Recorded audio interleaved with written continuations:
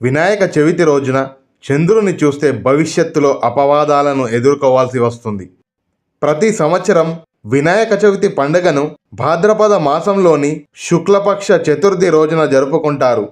వినాయక చవితి నాడు గణపతిని పూజించేటప్పుడు కొన్ని నియమాలను తప్పకుండా పాటించాలి. ముఖ్యంగా వినాయక చవితి రోజున చంద్రుడిని చూడటం అశుభమని మనకు పురాణాలు చెబుతున్నాయి. వినాయక చవితి రోజున పొరపాటున మీరు ఆ చంద్రుడిని చూసినట్లయితే ఈ దోషాన్ని నివారించుకోవడం కోసం ఈ శ్లోకాన్ని చదువుకోవాలి. మరి ఆ శ్లోకం ఏంటో ఇప్పుడు చూద్దాం.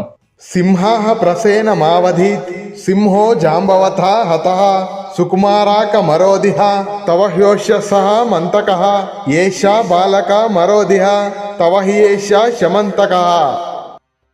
అనంతరం శమంతకం అని కథను విని ఆ వినాయకుడిని పూజించిన అక్షంతలను తలపై చల్లుకోవాలి.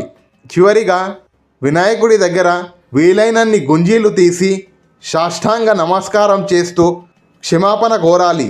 ఈ విధంగా చేయడం వలన వినాయక చవితి రోజున మీరు ఆ చంద్రుణ్ణి చూసిన దోషాన్ని నివారించవచ్చు మరియు మీ కోరికలను నెరవేరుస్తూ సకల సంపదలను కలిగిస్తాడు. వినాయక చవితి రోజున ఆ చంద్రుణ్ణి చూడరాదని మన పురాతన భారతీయ వైజ్ఞానంలో కూడా నిరూపించారు. అదేంటో ఇప్పుడు చూద్దాం. సాధారణంగా వినాయక చవితిని చంద్రమాసంలోని 6వ నెలలో జరుపుకుంటాం. అంటే ఆగస్టు లేదా సెప్టెంబర్ నెలలో ఈ పండుగ వస్తుంది. అయితే భాద్రపద శుద్ధ చవితి ముందు అంటే వినాయక చవితి ఒక రోజు ముందు నుండి 4వ రోజు వరకు ఆ చంద్రుణ్ణి చూడకూడదు. 4వ రోజైన చవితిని వృద్ధి చెందుతున్న చంద్రకాలంగా పేర్కొంటారు. అదే సమయంలో సూర్యుడు, భూమి, చంద్రుడు వేర్వేరు కోణాలలో ఉంటాయి.